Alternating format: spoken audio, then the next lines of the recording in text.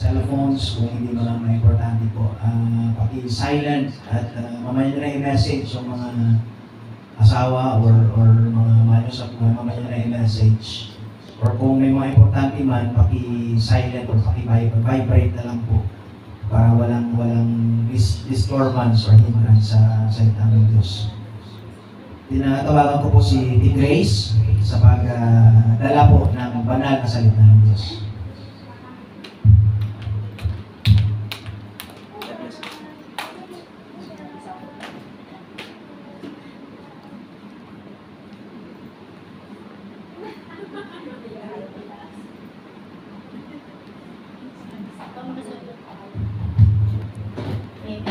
Nervous ako. Good morning po! Good morning! Wait lang po. So, makisuyo po please. Kamusta po ang isang linggo? Amen! Amen! Sarap ng feeling kasi umuulan, di ba? Iwan ko kaya ulan.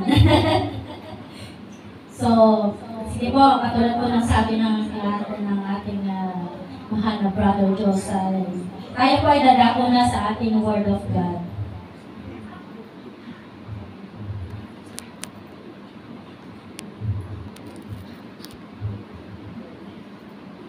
So, sige po. Ang ating pong pag-aaralan ngayon ay yung story po ni Zacchaeus. Kilala niyo po si Zacchaeus? Yung ka-height ko? Height ko ba siya po yun? Oo ba? Oo, kasi syempre nakaka-relate, kaya siguro ito yung nire-reveal ni Lord. Alam nyo ba, kagabi magka-chikahan kami ni Ate Cindy, sabi ko, pa-pray naman po. Kasi alas 8 na wala pa yung message na sinesend ni Lord. So sabi ko, pray ako, Lord, ito lang nawala pa. Follow up ko lang po yung word para bukas. Kasi ako po yung mag-share. So sabi ko, Lord, please pray. Nagpe-pray ako, tapos habang nag-ano ako, nagpe-pray ako, biglang pumasok sa isip ko si Zacchaeus. Amen. Kasi si Zacchaeus is katulad din po natin na nakakilala sa ating Lord. So, sige po. Ay, namatay na naman siya. Wait lang po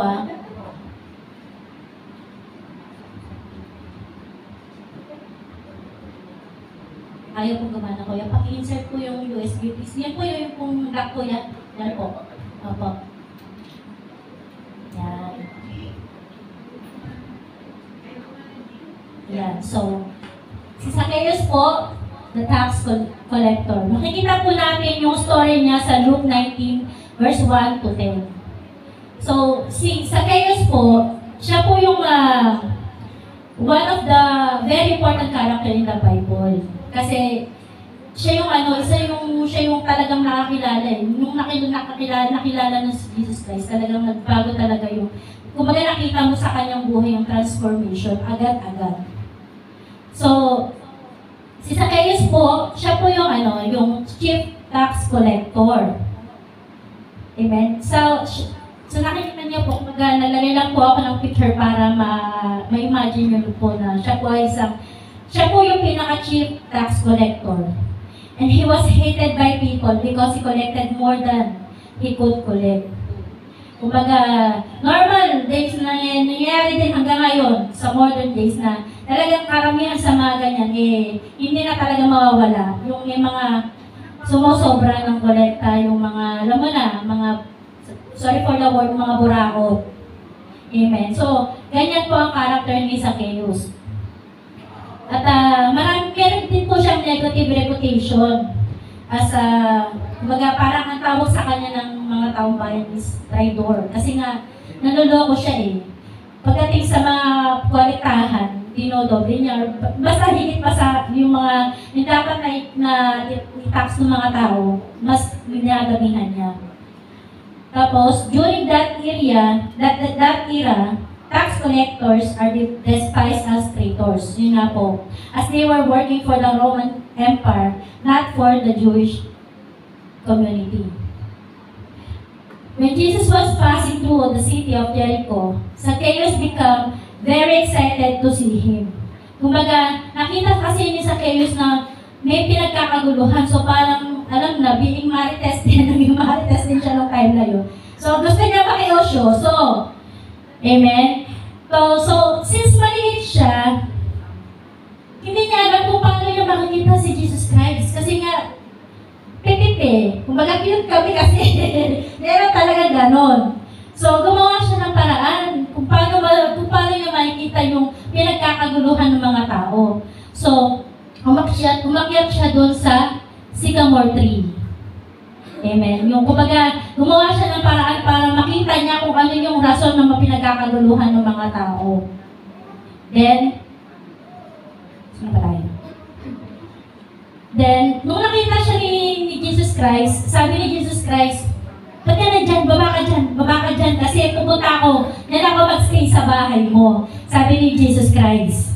Amen. Tapos nung nandun na po siya sa bahay, yung mga tao, nagkagulo sabi nila, bakit sa kanya susumama? Eh, di ba masamang tao yan? Diba? Masama-sama ng tao niyan, bakit dyan siya nakikisama sa mga ganyang klaseng tao? Amen. So, next po, sabi po nung nandun na po sila sa bahay, nagkaroon po sila ng conversation, sabi po ni Zacchaeus, "Behold, Lord, the half of my goods I give to the poor. And if I defrauded anyone of anything, I restore it fourfold." Sabi ni Jesus, salvation has come to this house. Amen. So, ngayon pong umaga, pag-aaralan po natin ang buhay ni Zacchaeus, kung ano ang ibig sabihin ng sycamore tree, ang mga gossiper, mga tao na kapaligid sa atin, at of course, salvation, si Jesus Christ. So, ang topic po natin is, when faith strikes your heart, even yourself will never understand. Amen. Naranasan niyo po yan. Amen. So, sige po, tayo po tayo, at tayo po ay manalangin. Amen. Hallelujah. Nakilang Diyos, Ama, nasa langit. Papuri, pasasalamat, pagsamba po ang aming naali sa iyo, Panginoon. Tunay nga po na ikaw ay mabuti, Panginoon. At tunay nga po, Panginoon, sa buong buhay namin, O God, na nanatili ang Diyos sa amin, O God. Oh, hallelujah, Lord. Lord, sa umagang ito, Panginoon, dalangin po namin na ikaw ang siyang mangusap, Panginoon. Ikaw ang makita. Ikaw ang marinig sa bawat salitang mamumutawi sa aking bibig, O God. Lord, katagpuin niyo po ang mga pangangailangan, Panginoon, ng aming Espiritu, Panginoon. Lord, ano man ang mga pinagdadaanan namin, O God, tulungan niyo po kami na maisa yung tabi ito, O God, upang makapag-focus po kami sa iyong salita, sa iyong makapangyarihang salita, O God. Nakatulad ni Zacchaeus, Lord God, ito po ay amin din pinagdaanan. Lord, sa umagang ito, Panginoon, amin pong seselyuhan ang katagumpayan sa pangalan po ng iyong anak na Jesus at sa pangalan po ng Banal Espiritu Santo. Amen. Amen. Amen. Sige po. So, si Zacchaeus po, katulad nga po ng sabi ko kanina, katulad din po, kumbaga makaka-relate din po tayo sa buhay niya kasi tayo po yung mga, parang sabihin natin ako, na nakakilala talaga kay Jesus Christ. Amen. Kumbaga, Nung time na nakilala natin si Jesus Christ, nagkaroon po tayo ng faith. Ng faith na talagang mayroong salvation. Kumbaga, makaka-relate po tayo sa buhay niya. And sabi po dyan, Zacchaeus represents church or Christians. Katulad nga po lang sinabi ko sa kanya. Mahuhutal ako, nabis na ako. Lord. So sabi po, Zacchaeus became the follower. When we say follower, it means following God's commandment. Amen? Wait lang po. May konti ko kasi ninanabos na po ako. So, sabi po dyan, sa Matthew 22, 36-40, "Teacher, which is the greatest commandment in the law?" Jesus replied, "Love the Lord your God with all your heart and with all your soul and with all your mind. This is the first and what? Greatest commandment." Ano pong ibig sabihin yan? Put God first. Amen. Sa buhay po natin, simula nang nakilala natin si Jesus Christ, kailan po natin dinedicate ang buhay natin sa Kanya? Kailan po natin sinurrender lahat ng meron tayo sa buhay sa Kanya?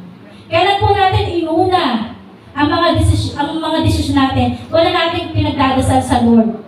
Kesa po sa mga pansarili nating kaalaman o kahusayan. Kailan po? Amen?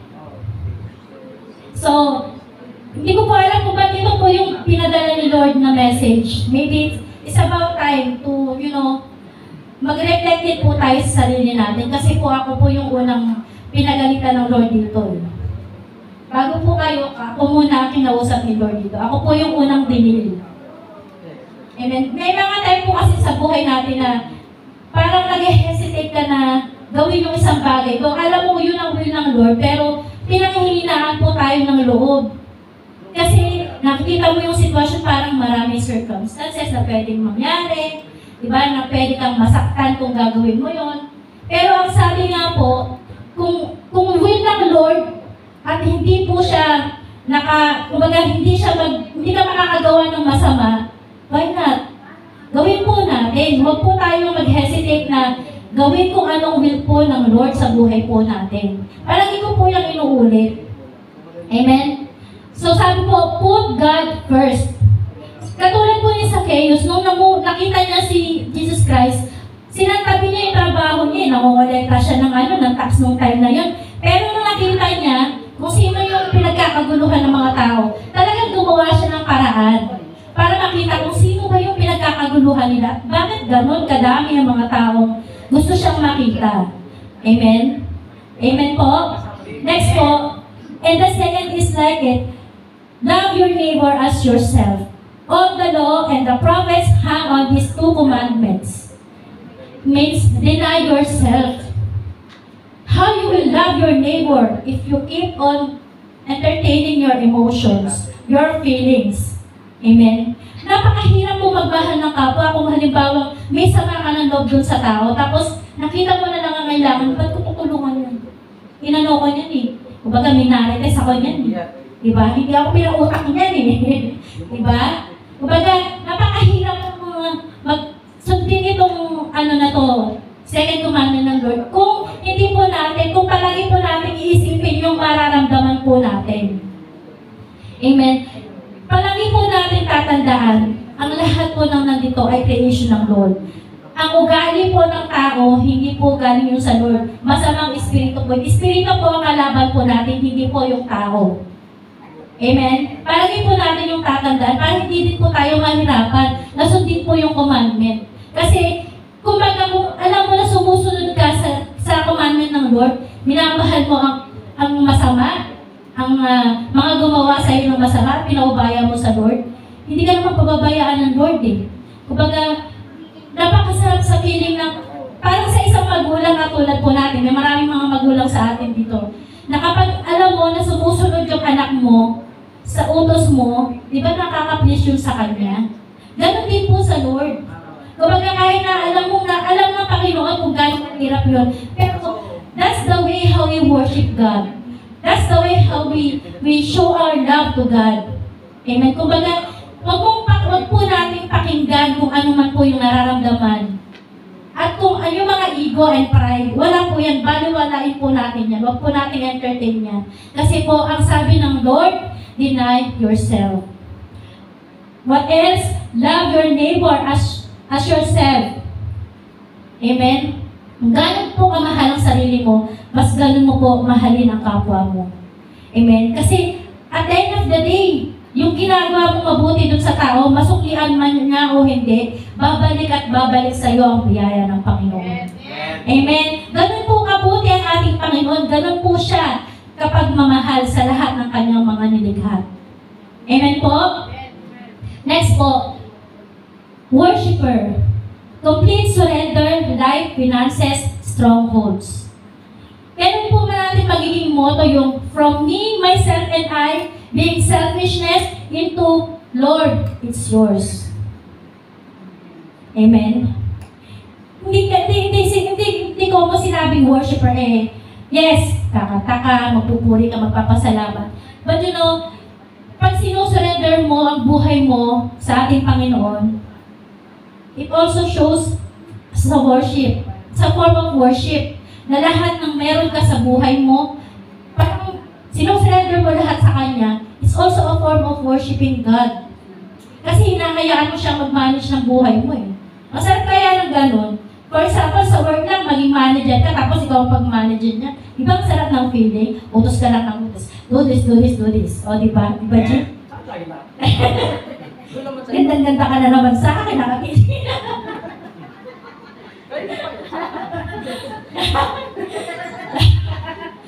Love na love talaga ako niyan eh. So, balik po tayo doon. So, sabi nga po, complete surrender, life, finances, and strongholds. So, sabi po dyan, pag po, yung mga strongholds, for example, hindi po, lahat po tayo meron ganyan. Wala pong perfect sa atin. Lahat po tayo merong strongholds. Lahat po yan, isurrender po natin sa Diyos. Kasi si Lord ang lumikha sa atin, therefore, si Lord ang makakatulong kung paano niya tayo babaguhin. At kung paano niya tayo tutulungan para mabitawan lahat ng yan. Amen? Next po, singing praise and worship songs to the Lord when life is hard. Sino po nakaranas dito ng talagang dumadaan sa malaking problema pero nagagawa pang magpuri sa Panginoon? Amen. Amen? Amen po? Amen. Talagang napaka-bless po natin lahat dito kasi alam po natin na sa tuwing merong dumarating na problema sa buhay natin, praise and worship, pray, alam po natin na may instant answer ang Lord. Either yes, no, or wait, lahat po yan para po sa ating ikabubuti. Amen? Amen? So sabi po dyan, gawin po natin yung game over or falling into sin, into Lord, take over. Ikaw na pong bahala. Amen? So, gawin po natin motto to. Kumbaga, hindi ko alam bakit ito ang message ng Lord. Kumbaga, nagtataka din po ako sa sarili ko, church. Alam niyo po ba na, alam niyo po ba na alas 3 na ako natapos dyan? Dire-diretso ako ng pagta-type, Lord. Basta type lang ako ng type ko, ang bahala doon. Type lang ako ng type, hindi ko alam bakit ito yung inano ng Lord. Tapos sabi ko sa sarili ko, Lord, pinapagalitan mo na naman ako, may mga ano ka na naman dito. Sabi ko, sige na, basta diretso ako, sabi ko gano'n. Talagang promise po, alas 3 na po ako natulog kasi nga po, past 8 na po, sinend ng Lord ang word today. Promise. Wow. Po, di ba ba? Kumbaga nakaano lang siya. Nag-ano nga po ako, nag-sick leave na nga po ako ng Wednesday and Thursday. Pero walang nangyari dun sa sick leave ko. Kasi walang pumapasok. Kumbaga, puro title lang po siya. Naumpisahan ko, pero hindi ko na alam kung paano siya, kumbaga, ano po ba dito yung talagang gusto mong topic? Tapos yung inano niya, ito nga po si Zacchaeus, hindi ko naman po siya nadaanan. So talagang meron pong purpose ang Lord, bakit po niya sinend to. Amen. Amen? So, hindi lang po ako, sana po lahat po tayo ngayon nandito sa ngayong umaga ay ma-bless. At matutunan po kung ano yung naisip parating po sa atin ng Lord. Amen po? Next po, Sycamore tree. Sycamore tree represent how sovereign God is. God is the Alpha and Omega. God is omniscient, all-knowing. God is omnipresent. He is present everywhere at all times. God is omnipotent. He is capable of everything. And if God called you, nothing can stand against you. Amen? Lahat po yan. Ano ba, bakit ba tinayo yung, imagine, sycamore tree lang siya. Pero naging daan yun para makapagligtas ng isang kaluluwa. Amen? At dahil dun sa isang kaluluwa na yun, marami pa po ang nakarinig ng kaligtasan. Ginamit po ng Lord ang buhay ni Zacchaeus. Imagine, using that tree, gumawa ng paraan ng Lord. Dahil puno lang po siya, pero napakalaking impact po ng story, dun sa story. Amen? Yun po ang naging way kung bakit po nakita ni Zacchaeus si Jesus Christ. Amen po? Amen. Next po, the crowd.